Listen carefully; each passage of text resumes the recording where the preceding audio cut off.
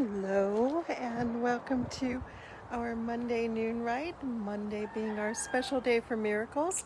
And I just want to show you our lovely scarab beetle, which is on our vivarium where we have our snakes and reptiles.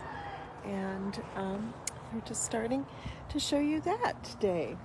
The scarab, of course, is a symbol of creation, of renewal, of transformation. And we also have this other wonderful scarab mural that was done by a youth group up here a few years back. And it's a kind of a little unknown photo spot because, of course, if you stand against it, you can look like you've got wings. So this is something to look for next time you're up here at Isis Oasis, our little special scarab photo spot. I want to get in here and touch it up a little bit with more gold, maybe make it a touch more sparkly. But here's our companions for today's noon ride. These are our emus, our extremely elderly male emu that we believe is about 38 years old. And the female is not quite that old, but still is up there in emu years. But she's a little less friendly than the male one is. And it's funny because although they have plenty of grass on their side of the fence, I guess it's true that the grass is always greener on the other side of the fence. So even though he's got no end of grass to pick through, whenever I come up and give him a little grass, he's very, very happy. And emus don't have teeth, so even when they kind of snap at you, there's not much going on there. So it's almost like feeling like somebody is touching you with a mask. And you can see in the back there too that we have a third emu. Unfortunately, this female will just not permit her to be in this enclosure. And after quite a bit of body slamming, we gave up because she was getting hurt, the young one. And the older one was just not having it. And you can see our little sign here. Dromaeus novae hollandiae, indigenous to Australia, a flightless bird, also known as a ratite, is the third largest bird after the ostrich and cassowary, can run 50 kilometers per mile. Female lays 5 to 20 dark green eggs. Males sit on them with fat built up before nesting. It's also called the crossword puzzle bird because it's a great way to work in 3 letters EMU. And we've actually found normally in a typical year that the female will lay about 30 eggs. And we do not have them sit them and hatch them. For one thing, this guy, I'm sorry, I don't want to call him a deadbeat father. He's not, but he never sits the eggs very perfectly. And so he's not sitting on them for 2 months and being a faithful father. So they generally are not hatchable. And so we're just not having more emus. That's not our intention to breed more. We just want to take good care of the ones that we have. And while we wouldn't mind getting another male for the female one that we have in the other enclosure, it hasn't been yet a top priority. She lives with the chickens who I think that she's a goddess. So, all right. Well, let us go ahead and begin. And we'll see the emus coming and going in the back. And also one of our more faithful congregants is here too. Divine Isis, goddess of 10,000 names, I invoke your grace. Come to our temple, O goddess, dwell in our shrine. Make our hearts your altars, our hearts your home. Bring vision and healing to those who use this shrine. Give us wisdom and unveil the truth. And with thy feathery wings, protect us. Breathe into us the breath of life and health and strength. It is noon. Let us celebrate the moon. Let us celebrate the stars. no matter where they are. It is noon. Let us celebrate the sun that shines on everyone. Let us celebrate our day as we go upon our way. It is noon. It is noon. It is noon. All right. And now it is time for our daily reflection. So if you have any words to share, this is a good moment to do so. And Chastity is ringing in with bless all animals. Bless all animals. Bless all animals. Bless all animals. And my words for Jeff is coming in with live, love, and laugh. Live, love, and laugh. Live, love, and laugh. Live, love, and laugh. What about you two? Do you have any words for today? No words from the emus. Listen, everything's cool. We're good. We're really good. Okay. All right. And my words are healthy, happy spring. Healthy, happy spring. Healthy, happy spring. Healthy, happy spring. And almost fell over the cat. Not a good thing to do. Doesn't work well for either the cat or me. I was just looking at some of the beautiful branches of that oak tree, which is not on our property but adjacent to our property. It may actually have been part of our property before we let the fire department have some of our land to rebuild. So there's almost looks like a statue on that high branch to me. Almost looks like Isis or maybe even Cupid holding up a bow. That would be a good image for our Valentine's Day, wouldn't it? So let's go ahead and honor the directions as we do, beginning in the east. Step over here for a moment. Let us honor the east, element of air with the winds ever blowing. And we honor the south, element of fire with the flames ever glowing. And we honor the west, element of water with the rivers ever flowing. And we honor the north, element of earth with the seeds ever growing. And we honor the spirits above and below with the wisdom ever knowing.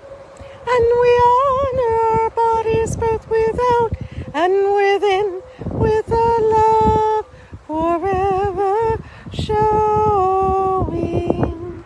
For we come into this world with all these gifts and more, our very own special essence. Let us thank the goddess for that which she bestows. Let us go forth, refreshed and renewed, with dedication to preserve and protect all life, for we are all children of Isis, the great mother goddess. And today it's quite breezy, as you can see. And I must admit, with all the fires and everything, I've come to fear the wind a little bit, which I hate. And I'm trying to get over that. And one of the methods that I'm using is what I call the assess and release method. You've probably heard of catch and release. Well, this is assess and release, where I really look into my sense of alarm. And the truth is that those that are anxious and concerned about things more than others, the reason that they are is generally that in their ancestral past, there were anxious people that took precautions and survived rather than ignoring situations and just kind of hoping for the best, which is another method of approaching things. So really, it's very ingrained in us if we do, become hyper vigilant after having crises and things. That is a human reaction for our very own survival, but it can interfere with our enjoyment of life and much else. So today, as part of my Assess and Release program, the winds are not too strong. It's more than usual, and I used to love the wind, but it's not too strong, not too dangerous. We are still in a time of great moisture from the 9 atmospheric rivers that we had such trouble with last month. So the idea that this is going to lead to a fire, or even necessarily to loss of branches or trees, is really unlikely. So now I've confronted that kind of spontaneous caution that has arisen in me, and I'm able to release most of it. I'm still maintaining a little more vigilance than usual. For instance, if I smell smoke or something that I think could be smoke, I'll be a little bit more ready to be on top of that. If I hear something crashing down, I'll go see if it's a branch that fell and if there's some other action that I need to take. But most of the anxiety, most of the concern, I've been able to release. So I offer this. I hope this is helpful for someone else. The Assess and Release program. Oh, I love it when I accidentally put the sun right on top of my head, like that disc of Isis. Now, today being Monday, it is our day for requesting miracles and to bring in the divine attention in a more urgent way if there's something that you need or that you know that the world needs. As always, we're asking for the miracle of peace to emerge from an increasingly challenging environment internationally. So we are hoping that peace does emerge and maintains itself throughout the earth and offers comfort to those that are suffering so much. And of course, they are still digging through the rubble in Turkey. I ask that the ongoing miracles, they've been pulling people out still from the damage. I ask that ongoing miracle continues and, if anything, grows in strength. And also for those that have been affected very badly in Syria, many of whom are already displaced persons who have suffered in the war that we ignored in Syria that has been smashing cities and residential areas for years. So God has blessed that maybe this international attention will ease that situation and ease it permanently as well. So those are my requests for miracles. I heard something thump, so I'm going, what is that? But I don't think it's anything too bad. So, all right. If anyone else has requests for miracles, please go ahead and mention them, and I will be happy to include them. But if not, we will go on to our reading. And I don't think we're at the right page yet, so I need to figure that out. You would think I would learn the art of using a bookmark for this, but I don't. Something that I need to work on. Everyone else needs to work on these things as well.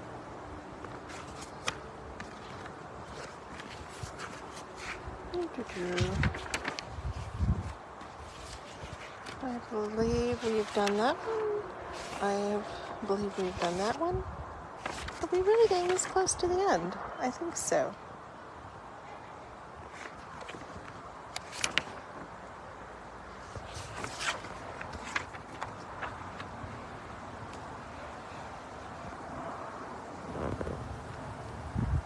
All right. I think it is I achieve with integrity. So let us attempt to achieve this with integrity. I achieve with integrity. I achieve with integrity. I achieve with integrity. Our achievements as we move up the ladder of success need to be accomplished by not undermining others. You know, I know we've done this, so it must be the next one, which is very similar. I advance through my own abilities. I advance through my own abilities. I advance through my own abilities. I advance through my own abilities. How do we recognize our abilities, as each of us has something special to offer the world?